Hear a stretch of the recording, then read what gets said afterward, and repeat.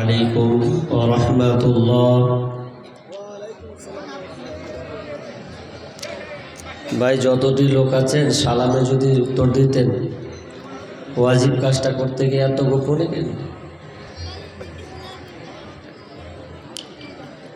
আমি আবার সালাম দিচ্ছি, উত্তরটা দেন, যান ঠান্ডা করে দেন তবে তো। আসসালামু আলাইকুম।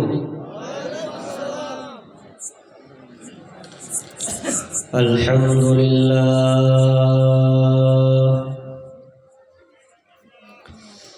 নাহমাদুহু ওয়া নাস্তাঈনুহু ওয়া নাস্তাগফিরুহু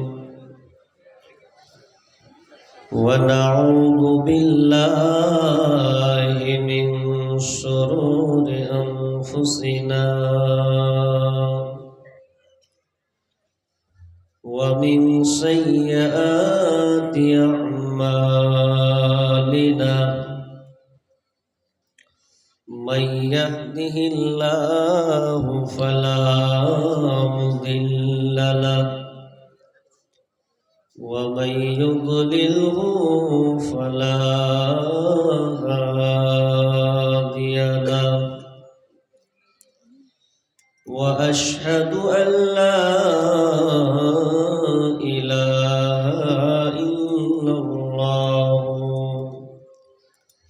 وحده لا شريك له وأشهد أن محمدا عبده ورسوله الذي أرسله بالحق بصيرا ونذيرا وداعيا إلى الله بإذنه وسراجا منيرا أما بعد فإن خير الحديث كتاب الله وخير الهدي هدي محمد صلى الله عليه وسلم وشر الأمور محدثاتها وكل محدثة بدعة وكل بدعة ضلالة وكل ضلالة في النار. فقد قال الله تبارك وتعالى في كلامه المجيد وفرقانه الحميد بعد أعوذ بالله من الشيطان الرجيم ومن يعمل من الصالحات من ذكر أو أنثى وهو مؤمن فأولئك يدخلون الجنة ولا يظلمون نقيرا. بسم الله الرحمن الرحيم. ظهر الفساد في البر والبحر بما كسبت أيدي الناس ليذيقهم بعض الذي عملوا لعلهم يرجعون.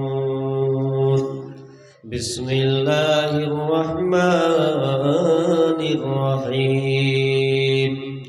فمن يعمل مثقال ذرة خيرا يره ومن يعمل مثقال ذرة شرا يره.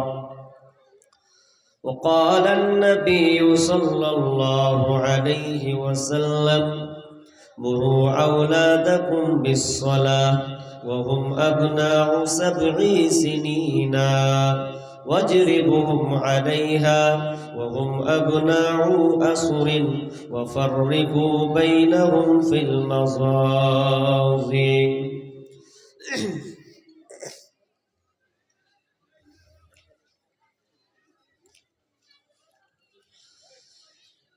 একদিন মাটির ভিতরে হবে ঘর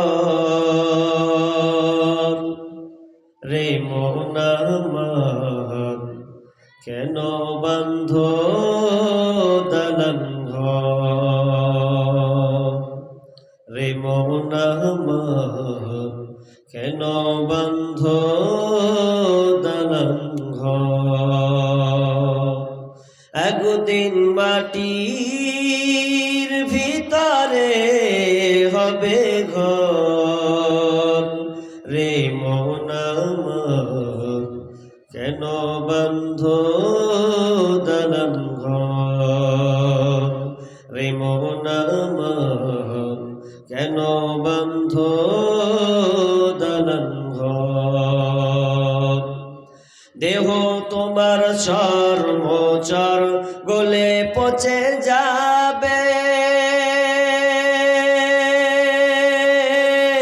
শিরার উপর শিরাগুলি ছিন্ন ভিন্ন হবে দেহ তোমার চর্মচর গলে পচে যাবে শিরার উপর শিরাগুলি ছিন্ন ভিন্ন হবে মুন্ডু মেরুদণ্ড হবে তোমার খণ্ড খণ্ড মুন্ডু মেরুদণ্ড হবে তোমার খণ্ড খণ্ড পরে রবে মাটির উপর রে মন আমার কেন বান্ধ দালান ঘর রে মন আমার কেন বান্ধ দালান ঘর প্রাণ পাখি উড়ে যাবে পিঞ্জর ছেড়ে ধরা ধামে সবই রবে তুমি যাবে চলে প্রাণ পাখি উড়ে যাবে পিঞ্জর ছেড়ে ধরা ধামে সবই রবে তুমি যাবে চলে বন্ধু বান্ধব যত মাতা পিতা তারা শত বন্ধু বান্ধব যত মাতা পিতা তারা শত সকলে হবে তোমার পর রে মন আমার কেন বান্ধ দালান ঘর রে মন আমার কেন বান্ধ দালান ঘর একদিন মাটির ভিতরে হবে ঘর রে মন আমার কেন বান্ধ দালান ঘর রং বেরঙের তুমি সাজিয়েছ সাজ সোনা দানা কত কি আর রাজকি পোশাক রং বেরঙের তুমি সাজিয়েছ সাজ সোনা দানা কত কি আর রাজকি পোশাক প্রাণ চলে যাবে তুমি পরে রবে প্রাণ চলে যাবে তুমি পরে রবে গায়ে দিবে সাদা কাফন রে মন আমার কেন বান্ধ দালান ঘর রে মন আমার কেন বান্ধ টিনের ঘর একদিন মাটির ভিতরে হবে ঘর রে মন আমার কেন বান্ধ দালান ঘর, রে মন আমার কেন বান্ধ টিনের ঘর। উপস্থিত সম্মানীয় সুযোগ্য আজকের এই জালসার স্বনামধন্য সভাপতি, মঞ্চে উপবিষ্ট আলেম ওলামাবৃন্দ এবং দূর দূরান্ত থেকে আগত সম্মানীয় অতিথিবৃন্দ, আমার সম্মুখে বসে থাকা বিভিন্ন এলাকা থেকে ছুটে আসা সম্মানীয় ছোট বড় দিনদার ইমানদার মুমিন ভাই সকল এবং পর্দার অন্তরালের সম্মানিতা মা ও বোনেরা, প্রথমে সেই মহান মুনিবের দরবারে আমরা প্রশংসা করব যে মহান মুনি আমাদেরকে একটি মাদ্রাসা কেন্দ্রিক আয়োজিত মাহফিলে, যিনি আমাদেরকে কিছু কোরআন এবং হাদিসের আলোচনা এবং কিছু সাদকা করার একটা সুযোগ করে দিয়েছেন। এজন্য সে আল্লাহ সুবহানাহু ওয়া তাআলার শুকরিয়া আদায় করি। একটু জোরে জবান ছেড়ে বলুন আলহামদুলিল্লাহ। অতঃপর শান্তি বর্ষিত হোক সকল নবীদের উপর, বিশেষ করে আমাদের শেষ নবী জনাবে মুহাম্মদুর রাসূলুল্লাহ, আমরা পড়ি সাল্লাল্লাহু আলাইহি ওয়াসাল্লাম। আমার সময় কম, সামনে আমাকে ট্রেন ধর এই টেনশন, তো ইনশাআল্লাহ ওটা যাক, মূল যেটা কাজ সেটা আমাদেরকে করতে হবে, তাই তো? হ্যাঁ কি না রে ভাই? মন খারাপ করে বসে আছেন? রাগ হয়েছে আপনাদের? তাহলে কথা বলবেন তো ভালো লাগে।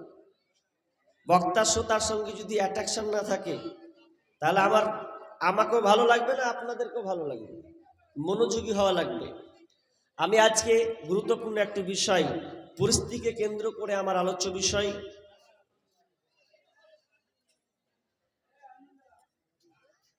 আল জাযাউ মিন জিনসিল আমাল।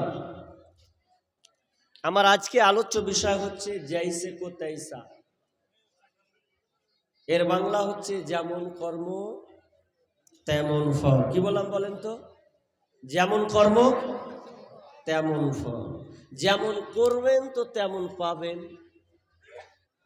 এখন যদি আপনি কি বলে নিমের গাছ লাগালেন, সুন্দর করে বেড়া দিয়ে ঘেরে দিলেন, ঘেরে দেওয়ার পর বলছেন 4 বছর পর খালি ওয়েট করছেন কখন আম ধরবে। আচ্ছা, এটা পাগলামি হলো না? আপনি নিমের গাছ লাগিয়ে আমের কাজের আশা করেন তো কোনোদিন হবে? ওই নিম তো নিমই দেবে। তো আপনি যেমন কর্ম আল্লাহকে দিবেন, আল্লাহ আপনাকে সেই রকম প্রতিদান দেবেন। এটা দুঃখের বিষয়, কথা বলতে হয়। আপনাদের মালদাতে নেটওয়ার্ক প্রবলেম খুব সুন্দর, হ্যাঁ নেটওয়ার্ক ভালো আপনাদের এদিকে? হ্যাঁ, আমাদের মুর্শিদাবাদে নেটওয়ার্ক ফেল, নাই, 0.0 নাই, নেট চলবে না। আপনি যান মুর্শিদাবাদ, নেট চলবে না। কেন? এটা 2-3 দিন থেকে চলছে না। বিশাল বড় একটা দুর্ঘটনা ঘটিয়ে ফেলেছে। ওই জন্য একটা চক্রান্ত নেট বন্ধ করে দেওয়া হয়েছে। আমি গতকালকে প্রোগ্রামে ছিলাম বেলডাঙ্গায়। আমি জানি না যে এখানে একটা বড় বিপদ আছে, নাহলে আমি যেতাম না। বেলডাঙ্গাতে প্রোগ্রাম করতে গেলাম, রেজিনগর বলে একটা জায়গা, থানা, সেখানে গেলাম। বিশাল তুলকালাম মারপিট, হিন্দু আর মুসলিম। কেন? যারা মূর্তি পূজারী তাদের পুজো মণ্ডপে তারা বোর্ডিং হেডলাইন দিয়েছেন, ডিসপ্লে হেডলাইন বোর্ডিংয়ে দিয়েছে, লিখেছে, লেখা ওঠে না, দেখেছেন না গেটের সামনে? এত নোংরা আল্লাহর ব্যাপারে কথা লিখেছে, আমি আপনাকে বলতে পারবো না। এত নোংরা আল্লাহর ব্যাপারে কথা লিখেছে, বাংলায় বললে তো বলাটা আমার বেয়াদবি হবে, আমি বলছি না কথাটা। কত নোংরা কথা আল্লাহ সম্পর্কে লিখেছে। আল্লাহ মাদার লিখেছে, তারপরে শব্দটা আর বলছি না, থাক, পেন্ডিংয়ে থাক, দেখে নিয়েন, জেনে নিয়েন। এটা সাহস পেল কি করে মুর্শিদাবাদের মুসলমান? অথচ তারা বেধর্মী জাতি, তারা সাহস পায় কি করে? সাহস পায় আপনার কারণে। আমি গতকালকে প্রোগ্রাম করলাম, তার আগা দিন বোমাবাজি হয়েছে। আমাকে সব কিছু সম্পাদক বলল যে কেন এটা গন্ডগোলটা, বলছে এটা কেন্দ্র করে দুজন মুসলমান ছেলেকে একটা এখানে কেটে দিয়েছে, এটা সম্পূর্ণ নাই, এটাকে খেয়ে নিয়েছে। ছবিটা আমাকে দেখালো। তারপরে আর একজনের জিহ্বা কেটে দিয়েছে, দুজন মুসলিম ছেলের। প্রতিবাদ করেছিল তারা। ওই প্রতিবাদ করতে গিয়ে রাত্রে মুসলিম হিন্দু কিছু সম্প্রদায় লোক তারা দুজন ছেলেকে মেরে ফেলেছে। তা আমাকে সব কিছু বললো। এবার আমি যাচ্ছি, আমার তো ভেতরটা খালি হাওড়া শিয়ালদা করছে, হুগলি আসে না। আর রাত একটা সময় বাস ধরবো, এত পুলিশ চারদিকে, কি করি, উপায় নাই। আমি আগে জানলে যেতাম না। কিন্তু সবচাইতে দুঃখজনক কথা হলো, যেখানে দুর্ঘটনাটা ঘটছে আমি ওখানে জালসা করছি। আমি যেখান রাস্তা দিয়ে আসছিলাম, আস্তে আস্তে দেখছিলাম ছেলেরা ফ্রি ফায়ার খেলছে। ও আবার সকালে স্লোগান মেরে এসেছে, কেন আল্লাহকে গাল দেবে। আরে ভাই, আল্লাহকে গালি দিল ঠিক আছে, তুমি কত বড় নিমহারাম, তোমারটা নিজেরটা আগে দেখো। তুমি যদি ইমানি জাজবা তোমার ভরপুর থাকতো, যদিও প্রকৃত তুমি ইমানদার হতে, তাহলে হয়তো আল্লাহ অ্যাকশন নিত। অ্যাকশন নিচ্ছে না কেন? তুমি নিজে তো ঠিক নাই। এখন পর্যন্ত সমাধান হয়নি এখনো। গত রাত্রে তো সমাধান হয়নি, আমি এলাম রাত 2টার সময়। আমার বিষয় ওটা নয়। আমার আজকের বিষয় হলো যেমন কর্ম তেমন ফল। আপনি যেমন আল্লাহকে দিবেন তেমনটাই আপনি পাবেন। আপনি আল্লাহকে কি দিয়ে রেখেছেন বলেন তো? আল্লাহ আপনার কি সাহায্য করবে আপনাকে? আমি তো বলছি না একজন মুসলমান তার যদি আল্লাহকে ভয় থাকে, অবশ্যই সে বলিষ্ঠ কণ্ঠে বলবে, কেন আল্লাহকে গালি দিবে, নামাজ নাই পড়ি গা। ঠিক আছে, আপনার দাবি ঠিক আছে, কিন্তু আপনাকে মূল কাজগুলো যে করতে হবে, ওগুলো কে করবে? এগুলো বন্ধ করুন। জালসা হচ্ছে, মেলাকে ভরপুর লাগিয়ে দিলাম গত 2 দিন আগে, স্টেজ পুরো খালি। 7টার সময় 6:30টার সময় উঠিয়ে দিয়েছে আমাকে। আর মেলাতে আল্লাহ এত লোক, আপনি অবাক হয়ে যাবেন কি করে মানুষ। আজকের মেলার দিন, আজকে তো কোরআন হাদিসের আলোচনা শোনার কথা, কেন আজকে মেলা দিন থাকতে হবে আপনাকে? এ জবাব কে দিবেন? আল্লাহ কেন এগুলো করছেন? আল্লাহ সাথে বলছেন যেমন কর্ম করবি তেমন পাবে। আল্লাহ কি বলছেন? সূরা রুম 41 নম্বর আয়াত খুলুন। বিসমিল্লাহির রহমানির রহিম। যাহারাল ফাসাদু ফিল বাররি ওয়াল বাহরি বিমা কাসাবাত আইদিন নাস লিয়ুযীকাহুম বা'যাল্লাযী আমিলু লাআল্লাহুম ইয়ারজিউন। আমার আল্লাহ বলছেন, তোরা জলে এবং স্থলে যে তোমাদের বিপর্যয়গুলো তোমরা দেখতে পাচ্ছ, মারামারি, হানাহানি, কাটাকাটি, খুন খারাপি তোমরা দেখতে পাচ্ছ, এগুলো কিসের কারণ? আইদিন না, এগুলো তোমাদের হাতের কামাই। তোমাদের কারণে এই বিপর্যয়গুলো তোমরা দেখতে পাচ্ছ।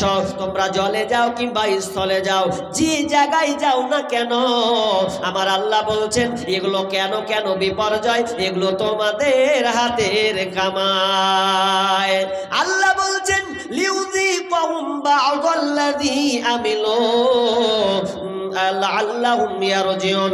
আর তোমাদের কৃতকর্মের কারণে তোমাদেরকে শাস্তি আস্বাদন করা হচ্ছে।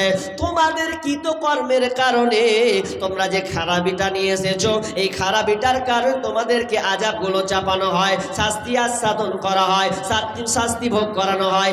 কেন করানো হয়? আমার আল্লাহ বলছেন লাআল্লাহুম ইয়ারজিউন, যাতে করে তোরা আমার দিনে ফিরে আসতে পারিস। তার মানে আল্লাহ বুঝাতে চাচ্ছেন, তোমরা যেমনটা করবে তেমনটা আল্লাহ তোমাদেরকে দেবেন। তোমরা যদি ভালো কর্ম করো, তাহলে এর বিনিময়ে আল্লাহ তোমাদেরকে ভালো বিনিময়ে কিছু দান করবেন, নচেত তোমাদের উপরে আযাব, বিপর্যয়, মুসিবত লেগে থাকবে। ভালো কর্ম করতে শিখুন, কিছু কাজ করতে শিখুন, ভালো কর্ম। জীবনে ভালো কর্ম করেছেন, যেমন কর্ম করবেন তেমন তার আপনি ফলাফল পাবেন। আপনি করেছেন কোনোদিন ভালো কর্ম? দুনিয়াতে যদি আপনি দাঙ্গা ফাসাদ লাগিয়ে বেড়ান, তো আপনার ফলাফল কেউ যদি বদদুয়া দিয়ে দেয় আর লেগেও যাবে। দুনিয়াতে আপনি দাঙ্গা ফাসাদ করবেন, নির্দোষীকে পিটবেন, লুটে খাবেন, জায়গা আত্মসাৎ করবেন, জমির গরিবের টাকা মারবেন, আর আপনি মনে করছেন যে আমি বিন্দাস জীবন যাপন করব। ও নেই চলেগা। দুনিয়াতে শাস্তি পেতে হবে, মনে করিয়েন না। হাজ্জাজ বিন ইউসুফ এই খাতারনাক বাদশা, ওরকম বাদশা, জালেম বাদশা মনে হয় আর পৃথিবীতে আসবে না। শুধু ধরে ধরে 1,20,000 মানুষকে মেরেছে, ধরে ধরে একটা একটা করে 1,20,000 বড় বড় আলেমকে মেরেছে। 1,20,000 মানুষকে মেরেছে। এমনি তো মেরে যুদ্ধতে ঝাঁঝরা করবো তো আছেই, ধরে ধরে 1,20,000 মানুষকেও মেরেছে হাজ্জাজ বিন ইউসুফ। শেষ একজন তাবেঈ সাইদ বিন জুবাইর, সাইদ বিন জুবাইরকে ধরতে পেয়েছে। তিনি 15 বছর গোপনে গোপনে সংগ্রাম করেছেন হাজ্জাজ বিন ইউসুফের বিরুদ্ধে। এই হাজ্জাজ বিন ইউসুফের বিরুদ্ধে তিনি গোপনে গোপনে মানুষকে দাওয়াত দিয়েছেন, বুঝিয়েছেন এই অত্যাচারী শাসকের বিরুদ্ধে লড়তে হবে। কিন্তু হাজ্জাজ বিন ইউসুফ জানতে পেরেছে 15 বছর পর তাকে অ্যাটাক করেছে। বলছেন যায়েদ বিন জুবাইর, তুই আমার সামনে ধরা পড়েছিস, তুই তো জানিস আমি কত খাতারনাক একটা মানুষ, কত খাতারনাক একজন বাদশাহ। আমি এক একটা করে শেষ করে দিই, তোকেও আজকে শেষ করে দেওয়া হবে, ফাঁসিতে লটকানে দেওয়া হবে, তোকেও হত্যা করা হবে। আর সাইদ বিন জুবাইর বলছে আমি জানি তোর কাছে ধরা খেয়েছি মানে আর আমি বাঁচবো না, আমি আর বাঁচবো না, আমার রেহাই নাই। সাইদ বিন জুবাইরকে তারা প্রকাশ্যে তাকে মারলো, হত্যা করলো। হত্যা করার সময় সাইদ বিন জুবাইর একটা কথা বলেছিল, আল্লাহ এই জালেমটা অনেক আলেমকে হত্যা করেছে, মেরেছে, শহীদ করেছে, তবে এই জালেমটা আমার পরে যেন কাউকে না মারতে পারে। মাবুদ তোমার কাছে আমার এটাই দোয়া। কেন সাইদ বিন জুবাইর কত আল্লাহওয়ালা একজন তাবী, একজন মানুষ ছিলেন। সে সাইদ বিন জুবাইর আল্লাহকে যেটা আবদার করতেন কবুল হয়ে যেত। তিনি সেই সঙ্গে আবদার করলেন, মাবুদ রে, হাজ্জাজ বিন ইউসুফ যেন আর আমার পরে কাউকে হত্যা না করতে পারে, কাউকে না মারতে পারে। আল্লাহ তুমি এই দোয়াটাকে কবুল করে নাও। তিনি রাগান্বিত হয়েছিলেন। হাজ্জাজ বিন ইউসুফ কত কঠোর ছিলেন, তিনি আপনার সাইদ বিন জুবাইরকে ছাড়লেন না, তাকে হত্যা করে দিলেন, কাতাল করে দিলেন, তিনি মারা গেলেন। কিন্তু সাইদ বিন জুবাইর একটা বদদুয়া দিয়েছেন, আল্লাহ কাউকে হত্যা না করতে পারে, ওকে এমন করে দিও। বেশ কিছুদিন যেতে না যেতে আল্লাহর কি ফয়সালা দেখেন, যে সাইদ বিন জুবাইর বদদুয়া করেছিলেন, সেদিনকে হাজ্জাজ বিন ইউসুফ বুঝতে পেরেছিলেন, টের পেয়েছিলেন আমি সমস্ত নির্দোষ মানুষকে হত্যা করেছি, কাতাল করেছি, কিন্তু শেষ আমি সাইদ বিন জুবাইরকে আমি কাতাল করেছি, তার বদদুয়া আমাকে লেগে গেছে। আপনার হাজ্জাজ বিন ইউসুফকে এমন একটা রোগ হলো, যেই রোগটা কোনো ডাক্তার তাকে ভালো করতে পারে না, কোনো ডাক্তার তার রোগকে ভালো করতে পারে না। যখনই তার রোগটা উঠে যায় শুধু ছিটপিটি ছিটপিটি শুরু হয়ে যায়, নিজেকে থাকতে পারছে না, কন্ট্রোল করতে পারছে না। এমন একটা তাকে রোগে ধরেছে, এই রোগটা কেউ নির্মূল করতে পারে না। এবং সে বলছে, সে নিজের মুখে স্বীকৃতি দিচ্ছে, এটা কোনো কারো দোয়া নয়, এই দোয়াটা সাইদ বিন জুবাইর বদদুয়া লেগেছে, সে আমার জন্য বদদুয়া করেছে, এই জন্য আমার এই হালাত, আর এটা কোনোদিন ভালো হবে না, ভালো হবে না, হবে না। তার মানে আপনাকে বলতে চাচ্ছি, ওরে পৃথিবীর জালেম শাসক, তোরা শুনলে, তোরা এখান থেকে শিক্ষা গ্রহণ কর। দুনিয়াতে তোমার টাকা হয়েছে, তোমার ক্ষমতার বাহাদুরি বেড়েছে, খবরদার একদিন তোমার সময় আসবে, সেদিনও তুমি হাড়ে হাড়ে বুঝতে পাবে, না হয় তুমি শুয়ে শুয়ে পাবে, না হয় তুমি হাঁটতে হাঁটতে রোগের মাধ্যমে টের পাবে যে আল্লাহ কাউকে ছেড়ে কথা বলেন না। যেমন করবে তেমন হবে। এবার আমার আপনার সাথে কথা, আপনি কোনো ভালো আমল করেছেন, ধরেন এখন আপনার উপরে বিপদ এলো, মুসিবত এলো, এখন কি করবেন? মুসিবত এসেছে, এখন আপনি কি করবেন? আল্লাহর কাছে কিভাবে উদ্ধার হবেন? আপনি আছে আপনার কাছে কোনো রাস্তা? রাস্তা আপনার কাছে নেই। কি হবে? এবার চলেন হাদিসের দিকে।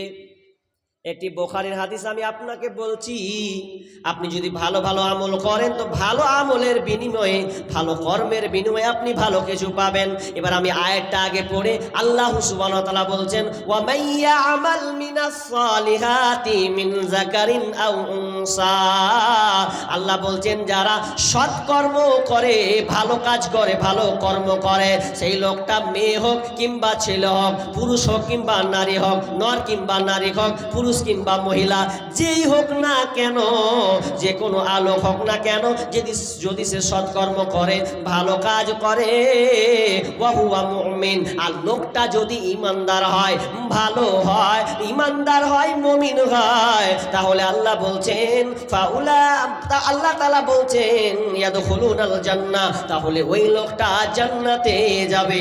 দুনিয়াতে যদি ভালো কর্ম করে, কিন্তু আল্লাহ এখানে শর্ত বেঁধে দিয়েছেন ওয়াহুয়া মুমিন, যদি লোকটা মুমিন হয়, যদি ইমানদার হয়, তবে জান্নাতে যাবে। তাছাড়া যতই আপনি ভালো কাজ করেন না কেন, যদি আপনি মুমিন না হয়, ওই কাজ আল্লাহর কাছে কোনোদিন গ্রহণযোগ্য হবে না।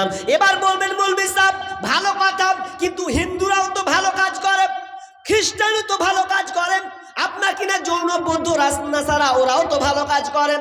অনেক সময় দেখা যায় যে আমরা স্কুলে পড়ে কলেজে বন্ধু হয়, স্কুলে বন্ধু হয় কি হয় না? হিন্দু ভাইয়ের সঙ্গে বন্ধু হয়েছে, এটা হতেই পারে। তার ব্যবহার দেখে ভালো লেগেছে, সে আমাকে হেল্প করে প্রজেক্টের মাধ্যমে, প্রজেক্ট দিয়ে আমাকে হেল্প করে, রুটিন দিয়ে আমাকে হেল্প করে, অনেক বই দিয়ে আমাকে হেল্প করে, এটা করতে পারে। অনেক হিন্দু ভাই আছে আপনার গরিবকে দান দেয়, সদকা দেয়, এটা হতে পারে, কিন্তু এরপরেও জান্নাতে যাবে না। তাহলে কি ওরা এর বিনিময়ে পাবে না? মুফাসসিরগণ বলছেন এই আয়াতের তাফসীর তারা করছেন পাবে পাবে পাবে। কোথায় পাবে? এর প্রতিদান তারা মরার পরে পাবে না, আখিরাতে পাবে না। এরা দুনিয়াতে আল্লাহ এদেরকে প্রতিদান দিয়ে দেবেন। যদি কোনো হিন্দু একটা মুসলমানের উপকার করে দেয়, তাহলে আল্লাহ তাআলা তাকে দুনিয়াতে তার প্রতিদান দিয়ে দেবেন, তাকে দুনিয়াতে তাকে বড় করে দেবেন, কিন্তু মরার পরে পাবে না, পাবে না, পাবে না।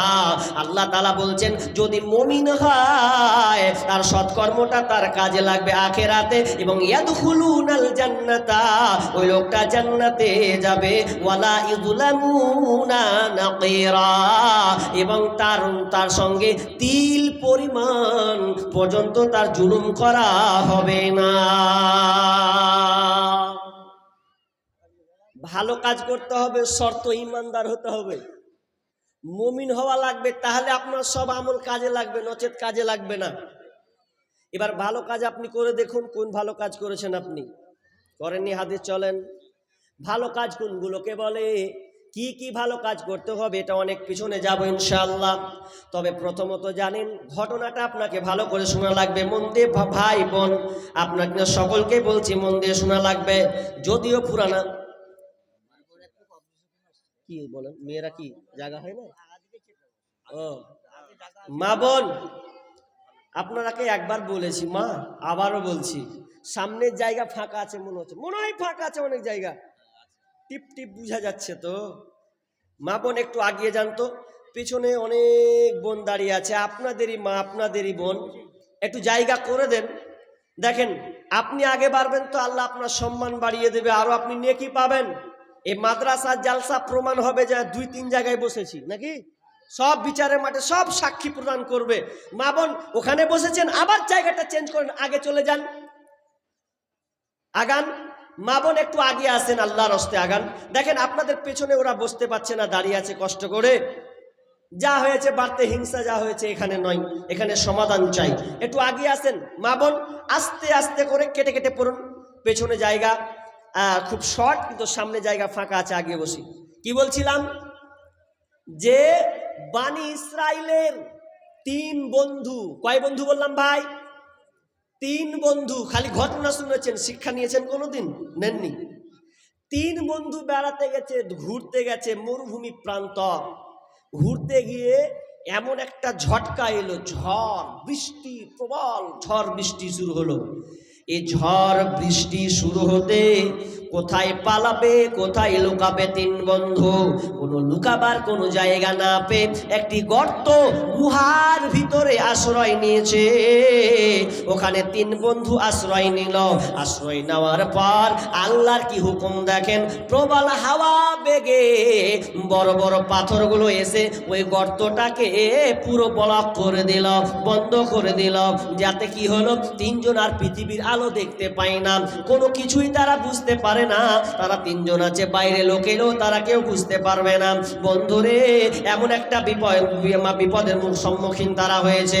এবার তারা তিন বন্ধু বলছেন ভাই কি বিপদে পড়লাম, পৃথিবীর আলো তো কেউ দেখতে পাই না, বর্তমানে তো মোবাইল থাকলে হয়তো আপনি ফোন করবেন, হ্যালো অমুক জায়গায় আটকা পড়েছে, বিপদে পড়েছে, কিন্তু এটা তা না, এটা কোনো ব্যবস্থা নাই, কোনো কিছু উপায় রাস্তা নাই। তখন তারা তিনজন বলছে বন্ধুরে এক কাজ কর, আর আমাদের বাঁচার রাস্তা নাই, তবে একটা বাঁচার রাস্তা আছে, আল্লাহ আমাদের সাহায্য করবেন, আল্লাহ আমাদেরকে পথ উদ্ধার করবেন। তবে কি কাজ? বলছে কেউ কি কোনো আমল করেছো দুনিয়াতে বাঁচতে গিয়ে? কোনোদিন কি ভালো কর্ম করেছো, ভালো কর্ম করেছো যার বিনিময়ে আল্লাহর কাছে চাইলে আল্লাহ আমাদেরকে উদ্ধার করবে? একজন ভাই প্রথম বন্ধু বলছে হ্যাঁ, জীবনে আমার একটা ভালো স্পেশাল কাজ আছে, যে কাজটা আমি নিয়মিত করতাম। কোন কাজ? বলছে বন্ধু আমার কাজ ছিল আমার বাপ মায়ের খিদমত আমি করতাম। প্রতিদিন আমি যেতাম কোথায়? তো মাঠে রাখাল হিসাবে আমি ছাগল চড়াতে যেতাম। চড়াতে গিয়ে আমার প্রতিদিন দৈনন্দিন আমার অভ্যাস ছিল। থাক থাক থাক, 1 ঘন্টা হোক নাকি, শুরু করে দেবো? হ্যাঁ চালাই, এটা পেন্ডিং থাক ইনশাআল্লাহ, একটুই হোক। কি বলছিলাম? এবার বন্ধু বলছে আমি প্রতিদিন ছাগল চড়াতাম।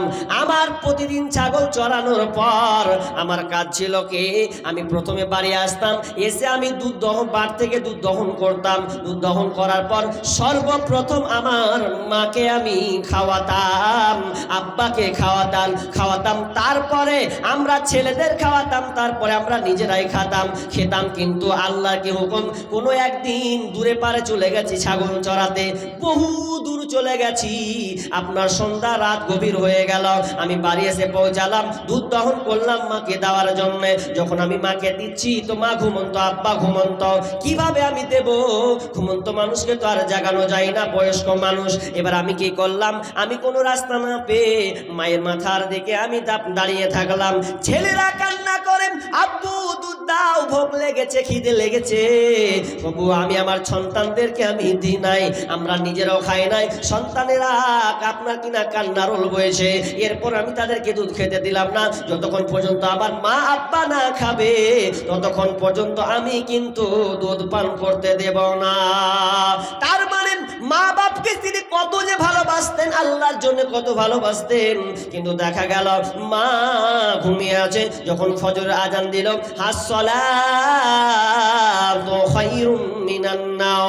যখন আজানটা হলো ফজরের আজান, এমন সময় বাপ মায়ের ঘুম ভাঙলো। সন্ধ্যা আপনার কিনা সন্তান মা বাপকে আগে দুধ পান করালো, তারপরে তার সন্তানদেরকে দিল, নিজেরা খেলো। তার মানে কত মহাব্বত, মা বাপ কত দামি জিনিস, কত সম্মানীয় জিনিস। বাপ মা যার পৃথিবীতে আছে মান সম্মান করতে শিখতে হবে, কারণ যার বাপ মা নাই সে জানে বাপ মা কত বড় নিয়ামত। জীবনের মূল কষ্ট মায়ের প্রসব বেদনায়, সাত আসমান সাত জামিন তখন মায়েরই মাথায়। জীবনের মূল কষ্ট মায়ের প্রসব বেদনায়, সাত আসমান সাত জামিন তখন মায়েরই মাথায়। আমার সুন্দর মুখ দেখে মায়ের দাদা যে যাই ভুলিয়া, ও আমার প্রাণের মা, মা গো মা, কোথায় গেলে মোরে ছাড়িয়া? জনম দুঃখী ইয়াতিম আমি, চাই না কেহ ফিরিয়া। আমি যখন ছিলাম আমার মায়েরই উদরে, চলাফেরা করলেন যে মায় কত কষ্ট করে। আমি যখন ছিলাম আমার মায়েরই উদরে, চলাফেরা করলেন যে মায় কত কষ্ট করে। এমন মাকে কেমনে আমি, এমন মাকে কেমনে আজি যাব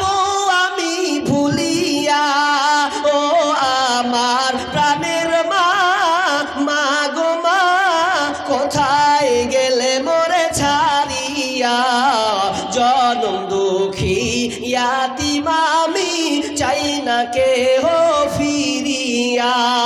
দুঃখে কষ্টে মায়ের জীবন আমাকে নিয়া, শোধ করিতে পারিব না ঋণ জীবনটা দিয়া। দুঃখে কষ্টে মায়ের জীবন আমাকে নিয়া, শোধ করিতে পারিব না ঋণ জীবনটা দিয়া। ঘুমের মাঝে মাকে দেখি, ঘুমের মাঝে মাকে দেখে বুক যাই মোর ফাটিয়া। ও আমার প্রাণের মা, মা গো মা, কোথায় গেলে মোরে ছাড়িয়া। জনম দুঃখী ইয়াতিম আমি, চাই না কেহ ফিরিয়া। জীবনের মূল কষ্ট মায়ের প্রসব বেদনায়, সাত আসমান সাত জামিন তখন মায়েরই মাথায়। এই করেন সেই আপনার কিনা বন্ধু বাপ মায়ের খিদমত করলো, আপনার সেবা করলো, এই কথাটাকে তুলে ধরছেন আল্লাহর কাছে। আল্লাহ, জীবনে আর নেকি করি আর না করি আমল না করে আমার মাকে আমি খিদমত করতাম, মাকে শ্রদ্ধা করতাম, ভালোবাসতাম। এর বিনিময়ে আল্লাহ তুমি আমাদের থেকে উদ্ধার করো, পাথরটাকে একটু সরিয়ে দাও। যেমনই বলা, আল্লাহ সঙ্গে সঙ্গে পাথরকে সরিয়ে দিলে। পাথর একটু সরল, দুই ভাগ আটকে আছে, দুই ভাগ আরো আটকে আছে, এক ভাগ তো গেল, বের হওয়া যায় না, শুধুমাত্র আলোটা পাচ্ছে, আলো পেলাম। এবার প্রথম বলছে, ভাই এবার তুই কি কোনো ভালো কাজ করেছিস? তুই আল্লাহকে তুলে ধর, দেখ তোর নেক কর্ম কেমন ভালো কাজ আছে, এর ফলাফল পাওয়া যাবে। তখন দ্বিতীয় বন্ধু বলছেন, ভাই রে, আমারও একটা ভালো কর্ম আমি করেছি। দুনিয়াতে আমি অনেক অন্যায় খারাপ কাজ করেছি, জেনায় জর্জরিত ছিলাম, ব্যভিচারে লিপ্ত থাকতাম, কিন্তু আমি ওখান থেকে ফিরে এসেছি কিভাবে? আমি আমার সুন্দর খালাতো বোন, এই খালাতো বোন এত সুন্দরী, দেখতে সুন্দরী মহিলা, তাকে দেখে আমার খুব প্রাণ জুড়িয়ে যেত। আমি তাকে খুব মনে মনে খুব ভালোবাসতাম, খুবই তাকে ভালোবাসতাম, আমার ভালো লাগতো। আমি ভাবতাম ওই মেয়েটাকে আমি একবার নির্জনে নিব, আমি একটা নির্জনে নিয়ে তার সঙ্গে আমি দৈহিক শারীরিক সম্পর্ক করব। এটা আমার মনের চাহিদা, মনের বাসনা আমার ফুটে উঠল। এর জন্য আমি বোনকে বলতাম, কিন্তু আমার খালাতো বোন কোনো মতেই রাজি হতো না। না না না, আমি এই খারাপ কাজে কোনোদিনও যাব না। এবার বোন কোনো মতেই সে লিপ্ত হতো না, কিন্তু বন্ধুরে একটা বিপর্যয় সৃষ্টি হলো। কি হলো বিপর্যয়টা? কি মহামারী, খাবারের অভাব হয়ে গেছে, খাবার নাই, দুর্ভিক্ষ নেমে পড়েছে। এবার খালাতো ভাইয়ের কাছে যাবে, বলছে কারো কাছে তো পাবো না, আমার খালাতো বোনের কাছে যাই, ভাইয়ের কাছে যাব, পয়সাওয়ালা মানুষ। তখন যে বলছে, ভাই রে, তুই কি আমাকে কিছু খাবার দিবি, কিছু কি টাকা দিবি? আর কোনো খাবার নাই। এবার খালাতো ভাই মৌকা পেয়ে গেছে, সুযোগ পেয়েছি, বোনকে বলবো, বোন রে, দিব দিব পাগলি, তুই কত লিবিলে, কিন্তু আমার একটা শর্ত আছে, তোকে আমার সঙ্গে দৈহিক মিলনে আসতে হবে, শারীরিক সম্পর্ক কায়েম করতে হবে। বোন বলছে, আর না, এগুলো কথা, নোংরা কথা বলো না, কিন্তু কোনো রাস্তা নাই, কোনো বাঁচার কায়দা নাই। শেষমেশ মহিলাটা আপনার কিনা বাধ্য হলো। কি বাধ্য হলো? যে ঠিক আছে, এর বিনিময়ে তুই আমাকে দে, আমি তোর চাহিদা আমি পূরণ করে দেব। এটা তো ঠেলাই পড়ে হলো কাজ। আর আপনার বোন ঠেলাই পড়ে, ছি ছি ছি ছি, ঠেলাই পড়ে ন, ও নাম্বার জড়ো করেছে আগে নিজে থেকে, প্রেমিকের নাম্বার ও জড়ো করেছে, দিয়ে আবার কলেজে আর স্কুলে আর ইউনিভার্সিটিতে গিয়ে তার সঙ্গে সম্পর্ক লিপ্ত হচ্ছে। গত বছর বলেছিলাম যে আজকালকার মায়েরা তার সতীত্বকে নষ্ট করছে কেন, কি কারণে তারা এই কাজটা করছে। আজকে প্রেমিকের ফাঁদে পড়ে তারা জীবনটাকে নষ্ট করছে। আপনি ভালো করে বিবেচনা করুন, বর্তমান প্রেক্ষাপট আপনাকে বলছি। একজন রাইটার ফেসবুকে পোস্ট করছেন, বর্তমানে যদি একটা আল্লাহ ওয়ালি মেয়ে নির্বাচন করা হয়, আমার মনে হয় তিনি বলছেন 100টার মধ্যে মনে হয় 96-97% খারাপই পাবে, 3% ভালো থাকবে। তো 97% মেয়ে কার ঘরে যে ঢুকেছে ভেবে দেখেছেন আপনি? এ জেনা পরকিয়া, এ পরকিয়া একজন এখন বর্তমানে 185 গতিবেগে চলছে। 185 গতিবেগ, বুঝতে পারছেন তো পরকিয়াটা? আজকালকার মা বোন প্রেমিকের পাল্লায় পড়ে। ওই জন্য তো আমি গতবার সঙ্গীতটা বলেছিলাম, বিহায়াপনা দিবস নামে চলছে বেঈমানি, হীরার চেয়ে দামি জিনিস হারায় অনেক নারী।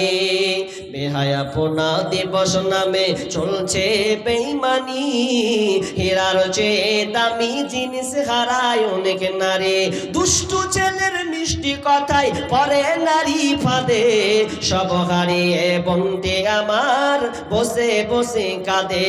প্রেমের নামে চলছে এখন অশ্লীলতার ছোঁয়া, কত মনের নারীর সম্মান পান্তা ভাতার মোয়া। নারী তুমি সম্মানিতা, নারী তুমি সম্মানিতা, সব ঘরের আলো লাগলে ছোঁয়া পঙ্কিলতার জীবন হবে কালো। বনরে প্রেমিকের পাল্লায় পড়িও না, যদি একবার পড়ে যাও তোমার জীবনটা নষ্ট হয়ে যাবে, তোমার জীবন নষ্ট হবে, তোমার প্রজন্ম নষ্ট হবে। খবরদার, কিছুক্ষণের সময়ের জন্যে প্রেমিকের ঠেলায় পড়িও না। ও প্রেমিক নয়, তোমাকে নষ্ট করার কায়দায় সে পড়েছে। যেদিন তোমাকে ভোগ করে নেবে সেদিন তুমি একা নীরবে নীরবে কাঁদবে।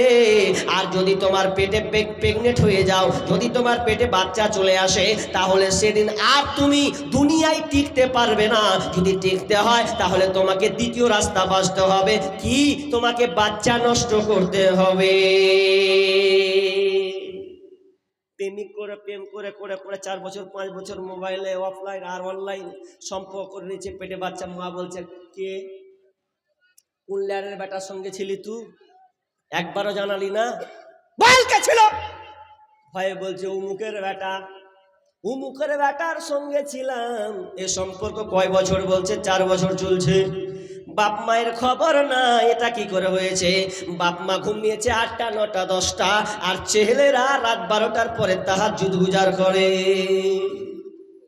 আপনি ঘুমিয়ে যান, মোবাইলটা মেয়েকে দিয়েছেন। কোনোদিন কি তালাশ করেছেন একবার মোবাইলটা? আমার মেয়ে মোবাইল নিয়ে ঘরে একা একা কি করছে? একজন রাইটার বলছেন, ফেসবুকে খুব দামি কথা লিখে গেছিলেন, যেই বাপ মা একটা মেয়েকে মোবাইল দিয়েছে তার মানে পরপুরুষের আশ্রয় দিয়েছে। তিনি কথাটা বলছেন, কোনো বাপ মা যদি কোনো মেয়েকে মোবাইল দিয়েছে তার মানে পরপুরুষের আশ্রয় সে দিয়েছে। আর তাই হচ্ছে ও তাই আজকালকার বোনেরা বাপ মাকে ফাঁকি দিয়ে প্রেমিকের সঙ্গে পালিয়ে যাচ্ছে, জীবনকে ছাড়খাড় করছে। পড়াশোনা সব বেকার, পড়াশোনা বেকার। ভারত সরকার একটা চক্রান্ত চলেছে, এদেরকে মোবাইল দিয়ে দাও, অনলাইন নামে চালিয়ে দাও, দেখো অনলাইন নয় প্রেম লাইন শুরু হবে। তাই বর্তমানে শুরু হচ্ছে, হয় না? অনলাইন হচ্ছে। ওই জন্য তো বলেছিলাম, মোবাইল আসিল কি দোলা লাগিল, পড়াশোনায় মন বসে না। মোবাইল আসিল কি দোলা লাগিল, পড়াশোনায় মন বসে না। রাত 12টার পরে লাইলি যখন ফোন করে, রাত 12টার পরে লাইলি যখন ফোন করে, 2 চোখেতে ঘুম আসে না। রাত জাগিয়া ফোনে চ্যাট করিয়া, রাত জাগিয়া ফোনে চ্যাট করিয়া, সকাল 8টার আগে ঘুম ভাঙে না। মোবাইল আসিল কি দোলা লাগিল, পড়াশোনায় মন বসে না। পেটে ভাত নাহি যাক, পরন কাপড় নাহি থাক, পেটে ভাত নাহি যাক, পরন কাপড় নাহি থাক, মোবাইল ছাড়া পোলার দিন চলে না। মোবাইল আসিল কি দোলা লাগিল, পড়াশোনায় মন বসে না। মোবাইল দিয়েছেন, তার জীবন ছাড়খাড় করেছেন, ছেলেরও গেছে মেয়েরও গেছে।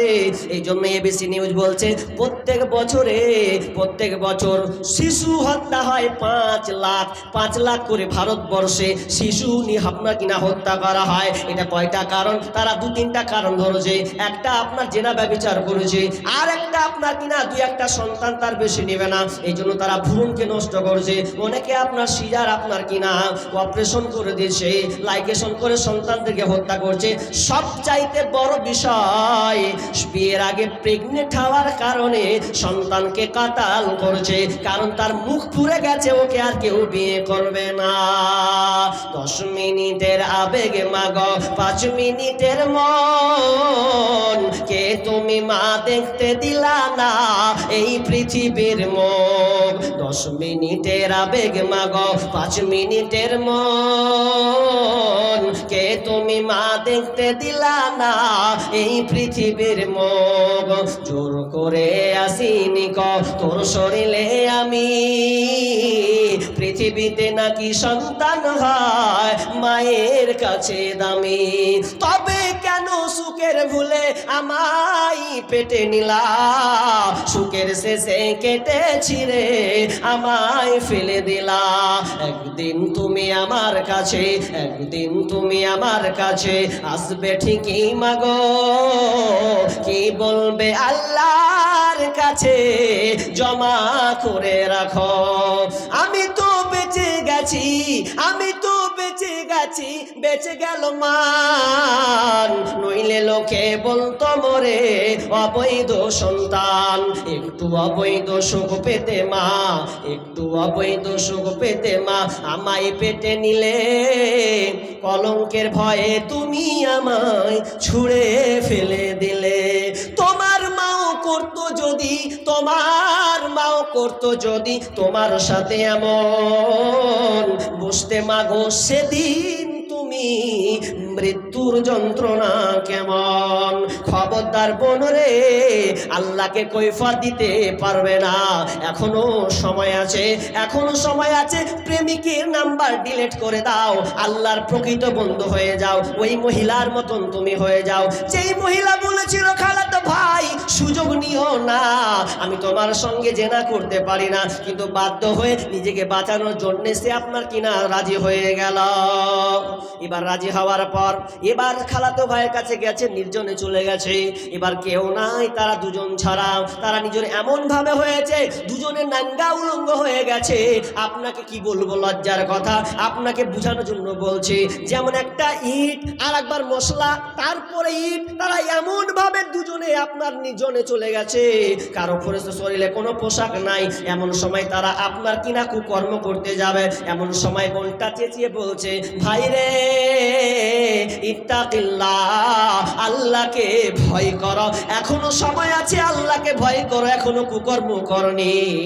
যেমনই বারবার এই কথা বলা, ভাইয়ের পুরো আপনার কিনা আমার ধাক্কা লেগেছে, আমি ওখান থেকে সাইডে সরে গেলাম।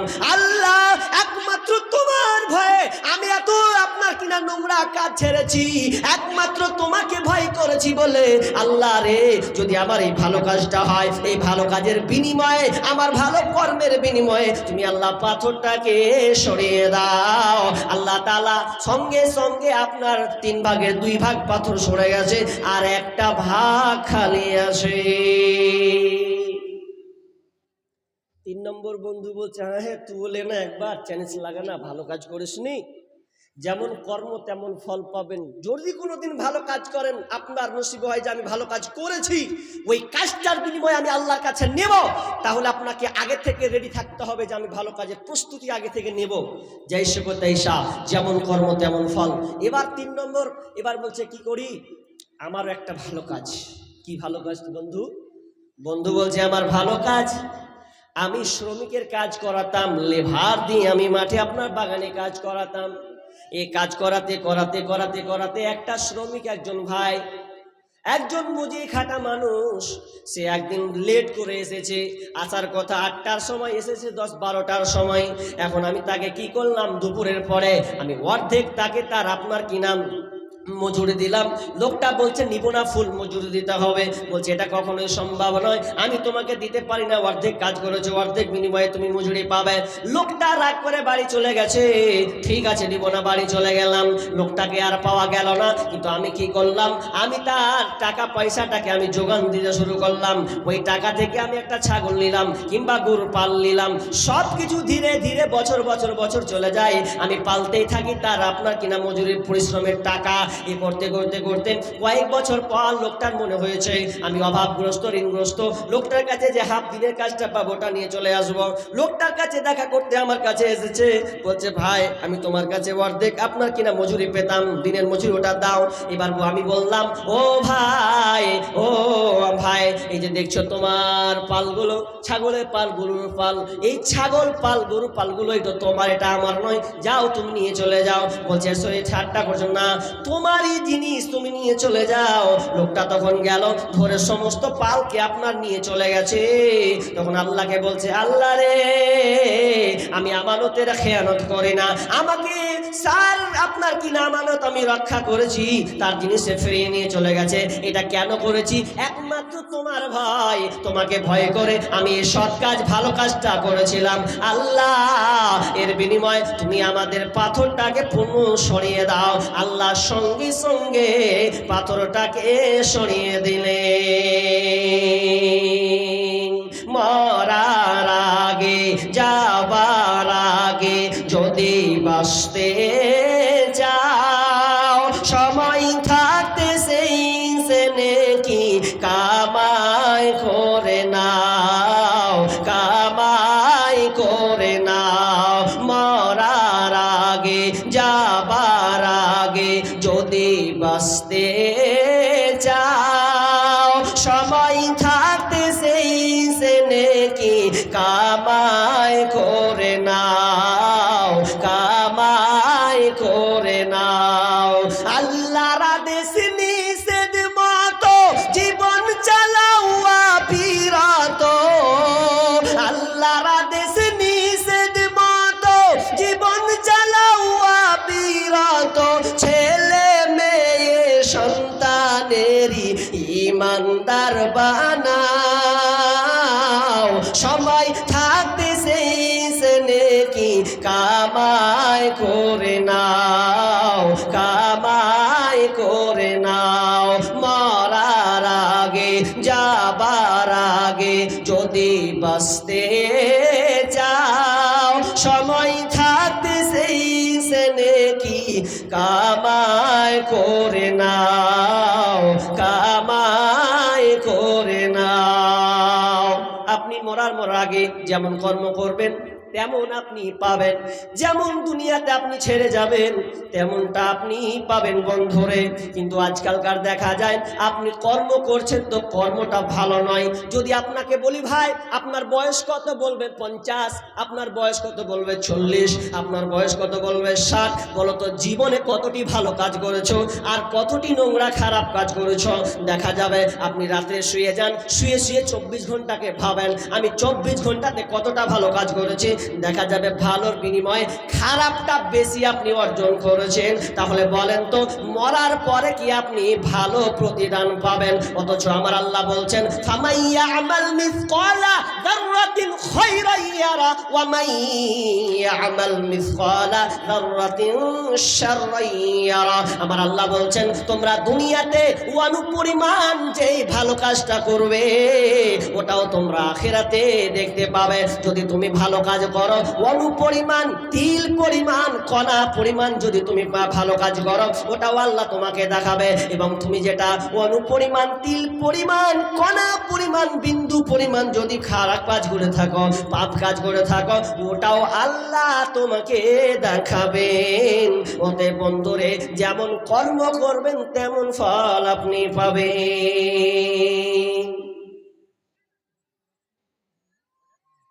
এটা ইতিহাস, চমক ইতিহাস। জৈসে কো তৈসা, যেমন কর্ম তেমন ফল।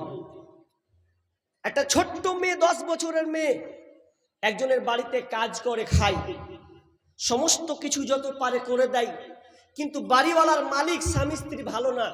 ছেলেটাকে সময় মারধর করত, একটু ভুল হলে পিটান দিত, একটু হলে খোঁচা মারত, একটু কিছু হলেই তার উপরে অত্যাচার জুলুম অবিচার করত। গরিবের মেয়ে কিছু বলতে পারে না, কি করা যায়? এত সুন্দর একটা মেয়ে কিছু বলতে পারছে না, শুধু নির্যাতনা নির্যাতন। মেয়েটাও খাবার বিনিময়ে কি করবে, কোনো উপায় নাই। বাপ বা একদম গরিব অসহায়, কোনো সে কাজ নাই, ওইটুকু কাজ দিয়ে সংসার চালিয়ে দেয়। এ করতে আপনার 1 বছর 2 বছর 4 বছর 5 বছর যায়, যেতে যেতে যেতে মেয়েটাকে এত অত্যাচার করে, এত অবিচার জুলুম নির্যাতন করে, শেষ পর্যন্ত মেয়েটা অন্ধ হয়ে যায়, চোখ 2 চোখ কানা করে দিয়েছে। বাস্তব ঘটনা, একদম মাদানির একটি বই পড়ছিলাম, গল্পটা ওখানে সুন্দর করে তিনি তুলে ধরেছেন। তিনি বলছেন ওই 10 বছর যখন মেয়েটা 13-14 বছর হয়েছে, ওই মেয়েটার চোখ দুটোকে তারা কানা করে দিয়েছে, তার উপরে এত নির্যাতন করেছে। আর মেয়েটাকে এমন কাজ করলো, মেয়েটাকে বাড়ি থেকে হাঁকিয়ে দিল, কারণ অন্ধ, এখন তো আর কাজ করতে পারবে না। তার উপরে জুলুম নির্যাতন করেছে, এরপরে তো বাড়ি থেকে তাড়িয়ে দিলাম। তাড়িয়ে দেওয়া যাইছে কোথায় সব, যেমন কর্ম তেমন ফল। যেমন মেয়েটাকে তাড়িয়ে দিলাম, এ করতে তাদের বাড়ির সংসার চলে, সংসারে চলে। একদিন তাদের ওই আপনার কিনা মালিকের বাড়িতে ছেলের বিয়ে দিয়েছে, ছেলের বিয়ে দিয়েছে, বৌমা সুন্দরী বৌমা পেয়েছে। এবার ছেলের বিয়ে হলো, আপনার কিনা নাতি হলো, একটা ফুটফুটে সুন্দর একটা ছেলে হয়েছে। ছেলে যখন হয়েছে, আহারে যেমনই জন্ম নিয়েছে, আপনার অন্ধ জন্ম নিয়েছে। মন খুব খারাপ, কি হবে কি হবে, অন্ধ ছেলে, কি করে অন্ধ ছেলে আল্লাহ দিলে, বড় লোকের একসব ব্যাপার। আর তাদের মন খুব টেনশন ভালো নাই, অস্থিরতা বিরাজ করতে তাদের পরিবার। এবার কি করবে, এজন্য সে কি করলো, এভাবে কাটায় কাটায় শুধু অশান্তি আর অশান্তি। এ হতে হতে আবার 2-1 বছর পর বাচ্চা হলো। বাচ্চা যখন হলো, আহারে সুন্দর বাচ্চা হয়েছে, সবাই আনন্দ উল্লাস। এতদিন পর একটা কোন আপনার সন্তান পেলাম, চক্ষুওয়ালা সন্তান, সুন্দর দেখতে। কিন্তু আল্লাহর কি কাম, 1 বছর যেতে না যেতে আবার ওই ছেলেটা অন্ধ হয়ে গেল, চাটা অন্ধ হয়ে গেল।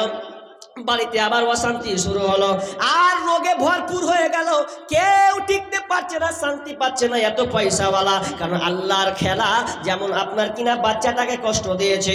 এবার ওই স্বামী স্ত্রী বুঝতে পারলো, আহারে বিপদটা যেন তেন বিপদ নয়। যতদিন মেয়ে ছিল, যে কাজ আপনার কিনা কর্মচারী মহিলা ছিল, যে বাচ্চাটা ছিল, ও যতদিন ছিল ততদিন সুখে ছিলাম, ভালো ছিলাম, কিন্তু মেয়েটাকে তাড়িয়ে ভুল করে দিয়েছি।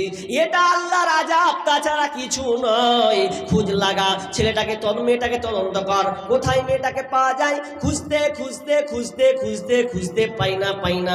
হঠাৎ করে ওই মেয়েটাকে একদিন দেখে নিয়েছে, নাম ধরে ডেকেছেন মারিয়াম। ও মারিয়াম, যেমন বলা তেমনই আপনার কিনা গলার কণ্ঠ বুঝতে পেরেছে, এটা আমার মালিক, এটা আমার মালিক। আপনার কিনা তাকে দৌড়িয়েছে, আপনার কিনা জড়িয়ে ধরলো। এবার বলছে, আরে তোমার কি রাগ? ওই মেয়েটা বলছে, আমার কোনো রাগ অভিমান নাই, আমার রাগ কোনো অভিমান নাই, আমি আপনাদেরকে দেখতে পেয়েছি।